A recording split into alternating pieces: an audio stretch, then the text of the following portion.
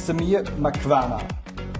You're a cloud solution architect. Yes. So can you introduce a little bit about yourself? What is a cloud solution architect? What is your daily business? And where you're from? So you're from Canada. Yes. So just a few sentences about yourself, of introduction. Yeah. So first of all, thank you for bringing me on this podcast. Okay. So I'm Samir. That's my first name. Mm-hmm. I'm from India, basically, but I moved to Canada like 10 years ago. Mm-hmm. I used to work with Microsoft and Capgemini and many multinational companies. By education, I'm a Bachelor of Computer Science.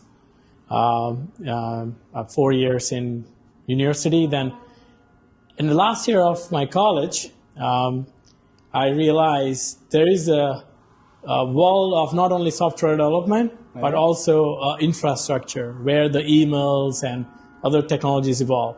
And that's where it led me to use my software skills in infrastructure side. Okay. And that's how I joined messaging solution as an engineer or pre-sales engineer with one of the Microsoft partner. Okay. That's where my journey started.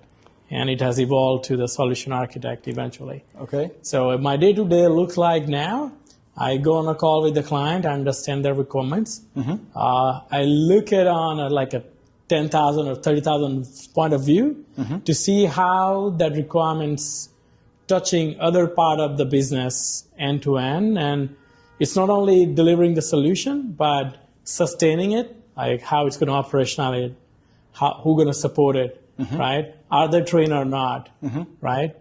So looking at end-to-end side of piece, that's what I do. Oh, okay. Yeah. So you mentioned you're from India. Where in India have you been located? Where's so your hometown? I'm a west of India. Okay. What is the nearest biggest city? You can say my city is big in my region. Yeah, it's called Ahmedabad, but the biggest or closest one is called Mumbai. Ah, okay, Mumbai. Okay, I understand. So every day we face new tasks, new to-dos, new requests, what needs our attention. Yes. So it comes in hourly, by minute or whatever. What is your way to deal with all those new things, new work to-dos, new family to-dos? So everyone wants something from you, or you needs your attention. So what is your way to go to deal with all those things? So I always keep two things in mind. Where my priorities are, right? But most importantly, whatever I choose as a choice, let's say whatever decision I'm making today, how it's impacting me personally and my family. So it doesn't matter if it's a work or non-work related, but everything I do, I always think about how it's going to impact my personal life and my family life. So let's say, for example, I have a client in very east coast of Canada, right? For them, I need to wake up every day around 5 o'clock in the morning and prep for the first call, which is 6 o'clock in the morning, my time in Eastern time. So, but I also need to make sure my daughter and my wife get proper support. So it's more kind of a work-life balance, but I try to adjust and see where can I fit both of them. Okay. Yeah. Okay. So email or instant messaging like Teams, Slack, whatever, everything is coming through that system. Yes. How do you organize all those things? Because a lot of emails, a lot of unread emails in your inbox, maybe a lot of Teams, Slack, WhatsApp, Signal, whatever, everything. How to control, how to manage all those things? So there are lots of noise, I'm telling you. Yeah. Every day, the communications channels we have are many. And nowadays, you're right, like we're getting email right after email. We're getting message about the same email, like did you got that email? Right? So it's too much. So the way I do is I have a bucket for everything. So let's say what is creating impact, like priority, impact, and what is due when. So I categorize them according to those quadrant, and I put it in a different folder, and I pick them up as I work on. So some of them might be not urgent, but having high impact on coming work. So Eisenhower matrix. So I categorize them, and every start of my day, I work on the task, which I'm going to finish and going to make sure it's going to helpful for the coming task in a week or two. And end of day, I summarize them just to make sure how I did, and I can prepare for the next day. So it's like start of the day, end of the day is very important for me. And how? So that's what you said is a role model on how you should deal with all those informations. Yes. How good? How often are you struggling with that system? So it's not perfect, right? Like that's how we all are. We are trying for that accurate, or I would say ideal scenario, but it's not always like that. There's always a boomer, like, you plan for something, some emergency came up and you are derailed from your task. But I would say 80 to 85%. That's what I do. Like, I don't target like I'm going to finish 10 tasks in a day. I target like 3 to 5 max, and I target them and I finish it. That's what I do. How do you categorize or maybe estimate your tasks, and how often does it work out? So, for example, you estimate a task for 2 hours, and how often do you meet this timeline, and how often are you above this timeline? Yes, so how I estimate, estimation is based on the experience I gained throughout the years. So I try to judge if I need to do it manually or without any, let's say I'm doing some work which I can do through GUI versus PowerShell. Now, over a period of time, I build, set up scripts and automation for myself, which I can leverage to do those things. So, which is much quicker versus if I do it manually. So, depends on the task. I decide the specific timeline. It might not be 100% accurate, but still it's okay. But at least it's not important that I achieve the task in, let's say, 2 hours. That's not the goal. Goal is at least the task gets started and it has something done on that time period. It might not be 100%, but at least that task got traction and I got an idea maybe for the next time if I got the similar task so that I can improve. So maybe it might be like, I would say 70 to 75% or 80%. Okay. I fit in the time and it works for me. Wow. Okay, that's good. But I learn a lot from what I do and I improve on that. Like, so let's say if it is repetitive task, I learn and next time I say, okay, I need extra buffer. Okay. So for example, there was a topic I need to present to the client and I thought maybe 3 hours of research will be good. But during that research, I got some more ideas thinking, okay, if I put some more visuals like a flow chart describing how the product works in the flow, it will be more beneficial. So technically, I completed a task, but out of the task, I got one more task to do, which I put it in my list, which I did it next day to finish it. What is your list? So what is it physically or digitally? Is it your email inbox or what is your list? So I use Planner and To-Do a lot. Okay. But I don't carry my phone or digital every time. So what I do, I take a piece of paper, I write it down and keep it handy with me. When I get chance, I put the data into digital. But your single source of everything is Planner and To-Do? Yes. Okay, that's good. How you're describing all those stuff shows me that you're really focused on those things for a very long time. I think you're improving your to-dos or how you handle to-dos. Was there any special moment where you figure out that you need to change anything on how you try to be more productive or anything? So in my example, it was once I switched to a different employer. I saw I need to change something. It is a lot of to do, but it seems to be handled to solve it, but I'm not sure how. So then I decided to learn a bit and getting things done and everything. Was there any special moment for you where you started to maybe handle all your to-dos in a different way or in a more successful way? So it happens because, first of all, I thought I'll categorize them in different categories, let's say personal, work, business, and so on, right? Then I realized the more categories I do, the more work I need to do to categorize them. So earlier I used to have different buckets, when I was started using to-do and all the things. But eventually I realized it's my day, so I just dump it. And based on the same quadrant I was explaining earlier, I categorize them and I move them around. Okay, okay. So that's what works for me. I don't know if that works for everyone, but yeah, that's what I felt. I think there are a lot of ways out there to handle all those things. I think everyone needs to find his way, what fits best and everything. So there is no one way to go. Yeah. So everyone needs to find a way, maybe adopt it a little bit and so on. Yeah. What is your special productivity hack? What maybe no one knows, or maybe, what is your special hack? So I start my day early. Yeah. So one thing I learned being in Canada, that everyone start their day like a construction guy. They go and they start their work like 6 o'clock in the morning. They're done by 2 or 3 o'clock. Yeah. So I find my like a zone that my best productivity zone is 6 and 2. That's where I'm more productive and more focused.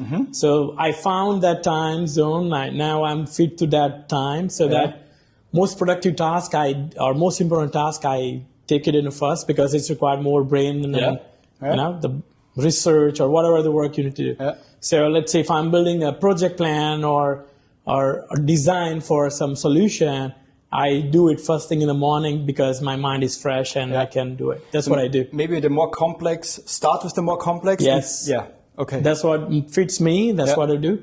Also, one thing which I'm doing since 2010 or 12, I'm doing, and I still have it. Every day, whatever I do, doesn't matter which client I work with, right? Not the name of the clients, but the detail of what I did, what I have learned, what I can reuse. I write it down in OneNote every single day. Like a journal. Like OneNote, every day, single day, every page. It's like a book, right? So I have like everyday note from 2012, everything I worked on. So if I need to search, it's like internal KB. If I need to search for something which I've done in, let's say, Exchange 2007, which is like a legacy of legacy now. I can still know what I did on that day and I can look for. Okay. So that helps me to build something on top of it. So rather than getting stuck and redoing the same research again and again, that's what I do. And now having a co-pilot in OneNote helps me more. So that's again one more productivity hack I do. I use that knowledge in my co-pilot in OneNote. That's cool, to bring out those things for me. So it may not be more technical, maybe some lesson learned kind of thing, right? Like working on let's say, a project where I did something which I could have done better. I made a note of it at the lesson learned kind of thing, and I use it at the end. Is it also to reflect the day a little bit, to see what you have achieved the day? Because in my opinion, there are some days outside you work the whole day, and then the end of the day, you don't know what you have done. So nothing completed, nothing solved, just work, hassle and everything, but nothing completed.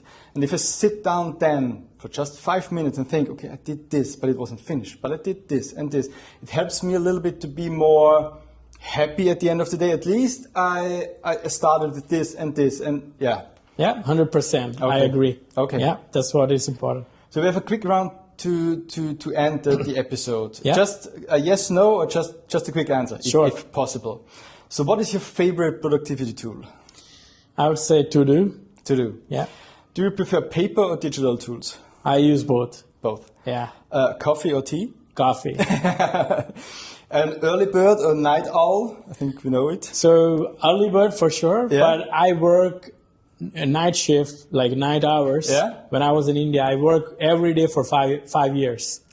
So I know what my body went through and what I learned. And when I moved here, I realized I'm not a night person. I'm more kind of early bird. Early bird. Yes.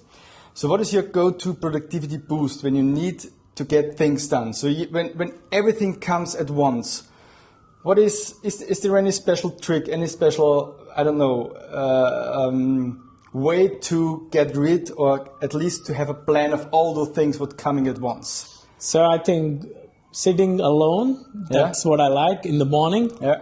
If I'm having too many tasks to do in one day, sitting in the morning, thinking about it, which one going to bring more value to me and to the client, that's the best thing I can. It helps me decide and prioritize and let it get done. Okay. But yeah, I think I feel like everything starts here before it goes on the computer or on the paper. So putting that thought, even 10 minutes, it's really helpful to plan the whole day. But what helps when I'm not sure where to start, just write down everything, just a simple note. And to see, okay, this needs to be done, this maybe not. So I can remove, and then it's completely more clear. And this takes 5 minutes, not even more. And people saying, I have no time to do, I need to do things, I have no time to plan. That's a complete bullshit. Sit down 5 minutes, 10 minutes, write down, and then it's completely clear what to do. It's so easy. So I had a professor when I was an engineering student. My professor was teaching us computer processing, CPU, how the processor works, right? How the decode of the language and everything in the backend. Compiler works, how the compiling works in every line of code. And they were saying, our mind is a compiler. It's not a memory unit where you just store everything. So it's a processor. So rather than remembering everything, write it down or put it somewhere, bring it out when you need to process it, put it back again, and that will help you a space to think. And that's what I do. Completely agree. So one last question to wrap it up. On LinkedIn, I saw in your description, investor.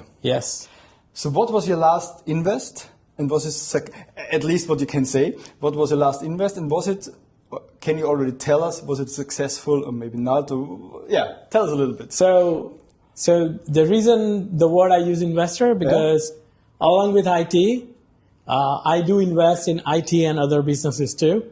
And me and my family, we have built 4 restaurants apart from IT business. In Canada? In Canada. And they are like big restaurants, like 7 to 3 again, because I'm early bird, so I like 7 to 3 kind of a business. So those restaurants are breakfast restaurants, 7 to 3. They all are successful, going well. Knock on the wood. So that's another thing. Another thing I'm investing in right now is how can I transition and use these agents and all, like automation and agents, in different industries. So let's say, for example, restaurant, hospitality, right? It's a big business and market in North America. If you look at only in Canada, service industry, like a restaurant industry, is very big. But every IT person you talk about, they're mainly focusing on, I think, bank, insurance, and others. But so what I'm doing, being a businessman, I'm trying to diversify and focus my IT side of the knowledge into each of the industry and building specific focus automation agents for each of those industries. Okay, sounds interesting. So thank you very much, Samir, for having time here in New York. So right now we are in ExpertsLive New York having sessions. Thank you for your time and hope to see you at one of the next conferences. Sure, thank you so much. Thank you. Appreciate it. Thank you, bye-bye. Appreciate it. Take care. If you enjoy this podcast, if it brings you joy, provides value, and you perhaps even listen to it on a regular basis, then I have a request for you today. I need your support to help the podcast grow and reach more people. What you can do is very simple. Subscribe to it on your preferred platform, leave me a comment, a rating if you liked an episode, and share it on social media. I want to reach every IT professional out there and help them better organize themselves. And I'm extremely grateful if you help me with this.